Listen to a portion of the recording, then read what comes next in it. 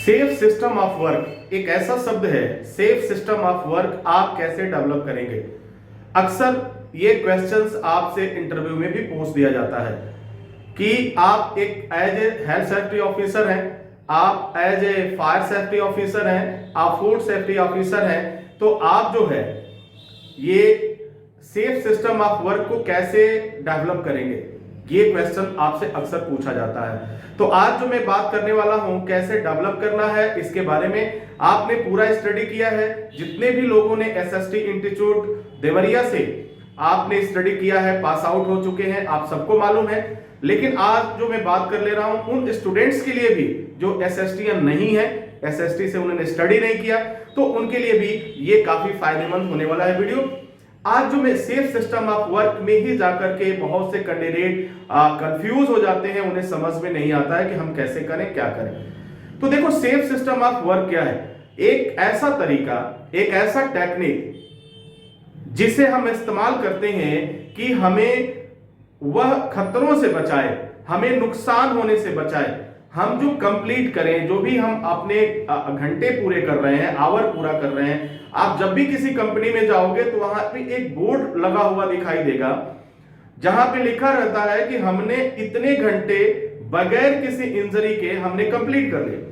तो dear students, जो ये सारी चीजें हैं जो कंप्लीट कर लिया, ये बातें जब आपके सामने आती हैं, उसका मकसद क्या है? मकसद ये है कि वहां पे सेफ्टी आपका वर्क कर रहा है, वहां पे सेफ्टी वर्क कर रहा है और बगैर किसी नुकसान के, बगैर किसी नुकसान के, बगैर किसी चोट के, बगैर किसी एक्सीडेंट के हमने उतने घंटे कंप्लीट किए। इट मींस कि हमारा जो सिस्टम है, हमारी जो पॉलिसी है, जिस टेक्निक पे हम काम कर रहे हैं, जिस प्रिंसिपल पे हम काम कर रहे हैं, दैट इज परफेक्ट, वह है परफेक्ट। ठीक है। अब देखिए, सेफ सिस्टम ऑफ वर्क, अक्सर क्वेश्चन आपसे होगा जब आप जाएंगे इंटरव्यू में, तो आपसे एक क्वेश्चन पूछा जाएगा कि सेफ सिस्टम ऑफ वर्क को आप कैसे डेवलप करेंगे। तो आपका जवाब क्या होना चाहिए? जरा सोचो, अगर ये क्वेश्चन आपसे पूछ दिया जाए कि सेफ सिस्टम ऑफ वर्क, यानी किसी भी साइट पे आपको भेज दिया गया, चाहे वो कोई भी साइट हो, कोई दुनिया का कोई भी साइट हो, कंस्ट्रक्शन की साइट हो, प्रोडक्शन की साइट हो, जहां पे जो है ऑटोमोबाइल की साइट हो, किसी भी तरह की साइट हो, और आपको यह जिम्मेदारी दिया गया है कि सेफ सिस्टम ऑफ वर्क को डेवलप करना है, तो कैसे करेंगे? जो हमने टेक्निकली पढ़ा है, जो पढ़ाई किया है, वो पॉइंट्स तो हम फॉलो करते ही करते हैं। लेकिन अगर आपसे कहा जाए कि आप इसको कैसे करोगे, तो फिर आप क्या बताओगे? तो वहां के लिए आपको सबसे पहले क्या करना है? वहां पे हमें जो है कुल 3 बातों पे ध्यान देना है। कितना? Only 3 points. अगर आप इन 3 बातों पे कंसीडर करते हो, तो फिर आप दुनिया का कोई भी SSOW कर दोगे। दुनिया का कोई भी साइट हो, आप जाकर के सेफ सिस्टम ऑफ वर्क को डेवलप कर दोगे। अब वो कैसा क्या है? पहला आप समझिए कि हम जिस साइट पे जा रहे हैं उसका वर्क ऑफ नेचर क्या है, वहां काम करने का जो काम करने का जो माहौल चल रहा है, वो किस तरह का काम चल रहा है, यानी नेचर क्या है, वर्क का नेचर क्या है। अब वर्क का नेचर का जब आप कंसीडर करेंगे तो आपको वो सारी जानकारियां आपको कलेक्ट करने की जरूरत पड़ेगी कि यहाँ पे क्या काम चल रहा है, कितने लोग काम कर रहे हैं, क्या मशीनरी चल रही है, और यहाँ पे कितने डिफरेंट टाइप्स के फील्ड्स के लोग काम कर रहे हैं। जैसे क्या होता है, एक साइट जो होता है वो काफी कॉम्प्लिकेटेड हो सकता है। ठीक है, वो कैसे होता है? क्योंकि वहां डिफरेंट फील्ड के लोग, डिफरेंट स्किल के लोग एक साथ काम करते हैं। तो जब डिफरेंट स्किल के लोग एक साथ काम करते हैं तो उनकी सोच एक साथ मिलना थोड़ा सा संभव नहीं हो पाता है, वहां कुछ ना कुछ दिक्कतों का सामना करना पड़ता है। जब आप साइट पे जाएंगे तो इसको आप बखूबी समझ लेंगे। जैसे मैं एक छोटा सा एग्जांपल देता हूं, अगर वहां पे इलेक्ट्रिकल डिपार्टमेंट काम कर रहा है, सिविल डिपार्टमेंट काम कर रहा है, सिविल के लोग काम कर रहे हैं, इलेक्ट्रिकल के लोग काम कर रहे हैं, मैकेनिकल, ये 3 फील्ड के लोग हो गए, और तीनों लोग एक ही फील्ड में काम कर रहे हैं, एक ही प्लेस पे काम कर रहे हैं, एक ही वर्क प्लेस पर काम कर रहे हैं। तो इनकी सोच, ये सब लोग अपने अपने हुनर में माहिर हैं। ये सब लोग, सिविल वाला अपने काम में बहुत माहिर है, इलेक्ट्रिकल वाला बंदा अपने काम में बहुत माहिर है, मैकेनिकल वाला बंदा अपने काम में बहुत माहिर है। ये वे लोग हैं जो हुनरमंद हैं। अब ये अपने काम में तो माहिर है। अब होता क्या है, यहाँ पे दिक्कत क्या आती है, जब हम एसएसओडब्ल्यू की बात करते हैं और डेवलप की बात करते हैं, तो एक सेफ्टी ऑफिसर के सामने जो सबसे बड़ी प्रॉब्लम्स आती है, इन सबको आपको फेथ में लेकर के इनसे बात करना और फिर बताना कि हाँ ये चीज हमें करना है, अगर नहीं करेंगे तो फिर हमारा नुकसान होगा। वहां कुछ ऐसे लोग होते हैं जो आपको इस तरह से जवाब देने के लिए मिलेंगे, कह रहे भाई बहुत हमने देखा, चलो कोई बात नहीं, आज इतने दिनों से काम कर रहे हैं, कुछ हुआ क्या, कोई एक्सीडेंट हुआ क्या, चलो सेफ्टी वाले हो अपना काम करो। इस तरह के जवाब भी हमें सुनने को मिलते हैं।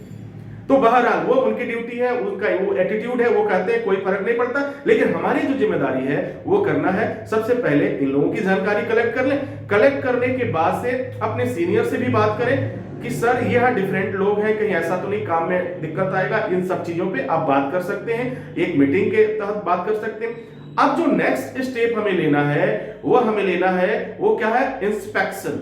क्या क्या वर्क चल रहा है उसको रिकॉर्ड करना है, उसको राइट में रखना, रिटन में रखना है। सेफ्टी कभी भी ओरल काम नहीं करता, ये ध्यान रखना।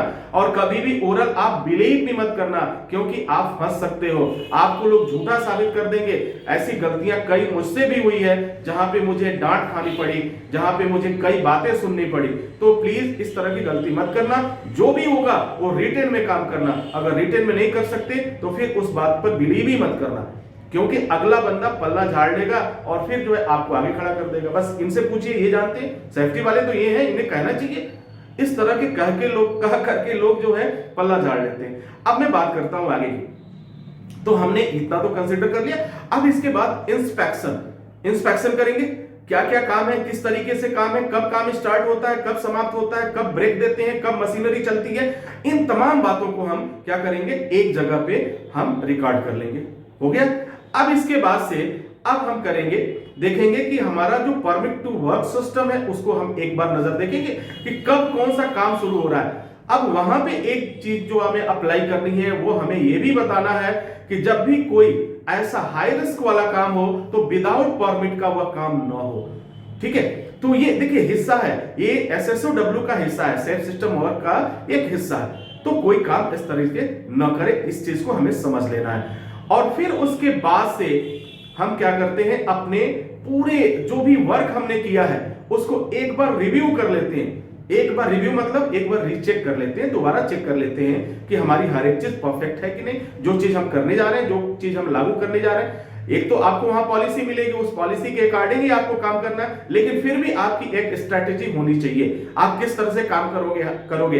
हमें पॉलिसी को इग्नोर नहीं करना है, हम पॉलिसी को लेके ही काम करेंगे, लेकिन हम जो काम करेंगे वो पॉलिसी के अकॉर्डिंग। अगर कहीं कई जगह तो ऐसा देखने को आया कि जो पॉलिसी बनी हुई थी उसमें ही कमियां थी, जो मेरे साथ महसूस हुआ, और मैंने फिर उसे रिकरेक्ट कराया कि नहीं सर, इसमें ये दिक्कतों का सामना करना पड़ सकता है। बहरहाल अगर आप कहें तो इस पॉलिसी को ही फॉलो किया जाए, अदरवाइज इसमें करेक्शन की जरूरत है।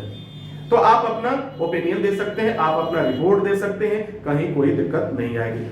तो इस तरीके से हम एसएसओडब्ल्यू हम डेवलप कर लेते हैं। अब देखिए इतनी बातें तो हमने पूरा एक्सप्लेन किया कि आपको क्या क्या करना है। अब अगर आपको इसको जो है कुछ क्षणों में जवाब देना है, इंटरव्यू के दौरान जवाब देना है, तो आप किस तरह से जवाब दोगे।